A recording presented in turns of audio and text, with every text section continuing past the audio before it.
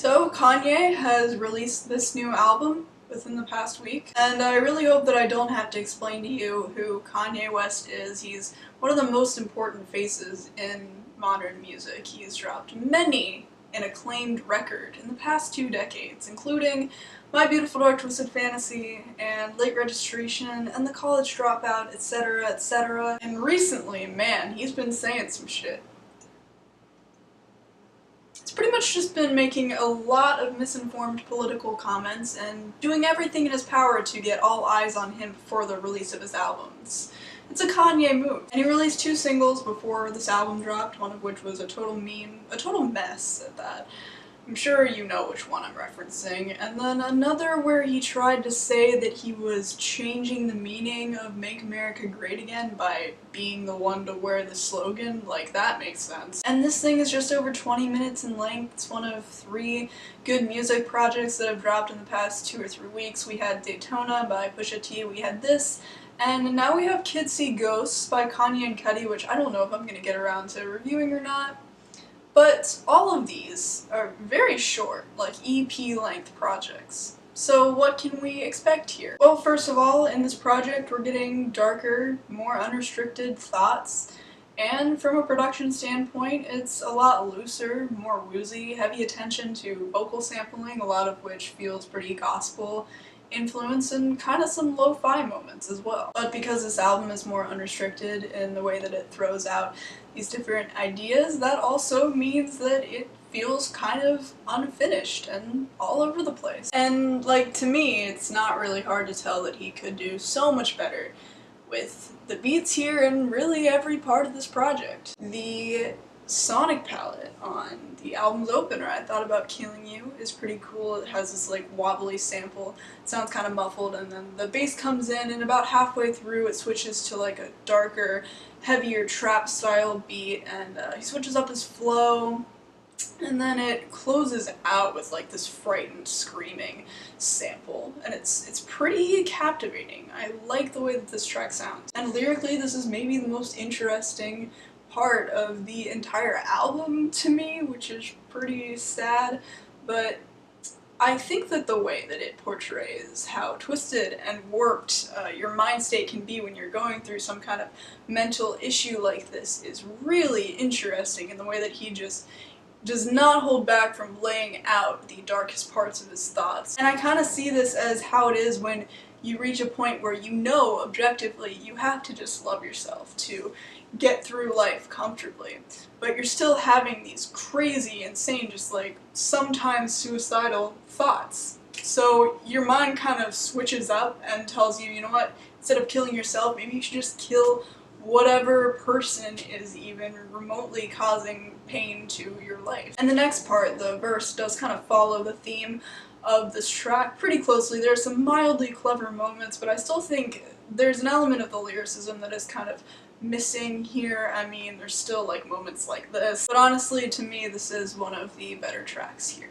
And Yikes kind of brings up more of his bipolar tendencies in its lyrics. The hook, to me, though, is pretty irritating, and the beat is pretty lazy. Like, it's well done, I guess, but you just know that Kanye can do so much better, so getting something pretty average like this is just kind of like, the potential, you know? And there's really not much substance to these verses, and listen, when he says that, like, bipolar disorder he's trying to see as his superpower instead of his shortcoming, like, I know why, he would choose to say this, but it's still, I can't help but feel that it's kind of harmful to think this way, because a lot of people use this sort of mentality as like an excuse not to get help when they're dealing with something like this, because like there are elements to their personality that they think wouldn't be there without it. They think that it's kind of like shaped them into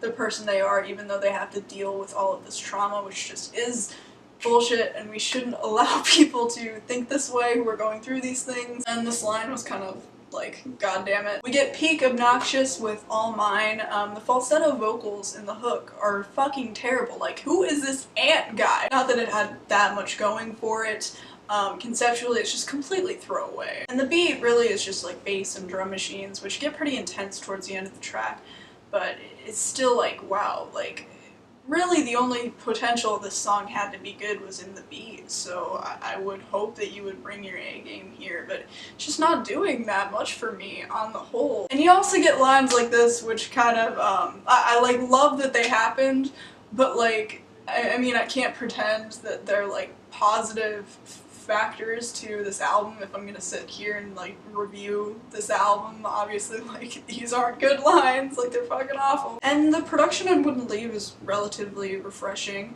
I think the pianos are really pretty, the soulful samples are really nice as well, and then we've just got like bass. It all comes together pretty effectively, and conceptually this song is about how Kanye's wife deals with all of the shit he gets himself into, pretty much. It's genuinely pretty heart-wrenching and an interesting detail of his personal life that I'm glad was included. It could have been a little bit more compelling just by his delivery or the lyricism here, but I still think he did a decent job, so it ends up being one of my favorite cuts here. Also, this was clever as fuck. No Mistakes sonically is pretty nice as well, and I really like the hook on this thing. The references to the whole Drake and Pusha T beef, though, felt kind of out of place in this song, and as a whole, I don't really know what I'm supposed to take from it. It is kind of one of the less memorable moments of the album on the whole to me. And I've got some feelings on this line. The fact that he's been successful in his past and as a result thinks that he can do no wrong now is just, it's ridiculous and it's really egotistical and it's just like, really obnoxious to listen to and acknowledge that he thinks this way. Ghost Town starts off with a gospel sample and pianos that totally remind me of College Dropout era, and then once we get to the meat of the track, it's like wispy little synthesizers and this driving guitar and drum. And I think the guitar was a really nice decision. I think it makes the track feel a lot more emotionally powerful, and I mean, I like the sentiments about finally feeling free because you've been through so much that just like nothing phases you anymore and you're kind of like numb, but I think it's mostly like supposed to be in a good way. But yeah, Oh 70 Shake's vocals in this track are pretty bad, and there is a part of me that feels like this track just feels a tad cliche, just a little bit. But moving on, with Violent Crimes, oh god. The I have a daughter so I suddenly respect women card is being pulled, guys, oh boy. Yeah, these bars aren't even emotionally powerful past that too, and just kind of remind me of like a conservative household who hates their 17-year-old daughter for like having a boyfriend or like something like that. Like, I don't know, it's just not doing it for me. But overall, wow, this is really not a very cohesive album at all. I really didn't get very much out of this. Even like track to track, just taking songs individually, there's just an element that's missing for me. A lot of the beats feel kind of unfinished. They have pleasant moments. I like the sampling. I like this kind of laid-back feel to the production. But like, I can't even really extract any tracks besides like Wouldn't Leave and maybe the intro track that I would honestly return to. So yeah, I'm not feeling this thing. I'm between like a 4 and a 5 here, if I'm being brutally honest with you. But yeah, if you did get enjoyment out of this album, I'm pretty jealous. Let me know what you thought of it in the comments. Subscribe to my channel for more album reviews, and yeah, I'll see you soon.